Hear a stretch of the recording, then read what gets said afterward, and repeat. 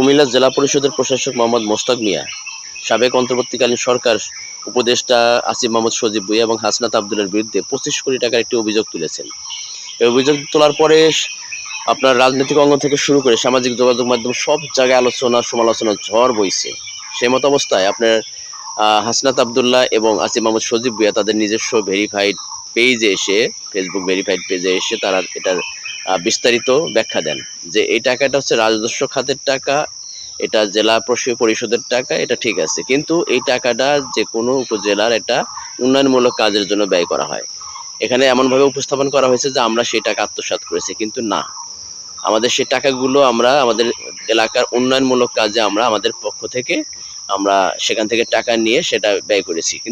কিন্তু দর্শক, এখন কথা হচ্ছে যে আসলে হঠাৎ করে এই মুহূর্তে এই টাকার অভিযোগটি কেন তোলা হলো?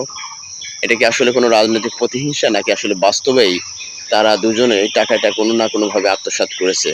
এটা নিয়ে এখন ধোঁয়াশা সৃষ্টি হয়েছে রাজনৈতিক অঙ্গনে। দর্শক, আপনার অভিমত কি? আসলে কি এই টাকাটা তারা নিজস্ব এলাকায় তারা উন্নয়নমূলক কাজের জন্য ব্যয় করেছে, না তারা আত্মসাৎ করেছে? একে অপরকে যেভাবে অভিযোগ তোলা হচ্ছে তাদের বিরুদ্ধে, এটা কি আসলে কতটুকু বাস্তব? আপনাদের মন্তব্য থাকলে অবশ্যই কমেন্টস করে যাবেন।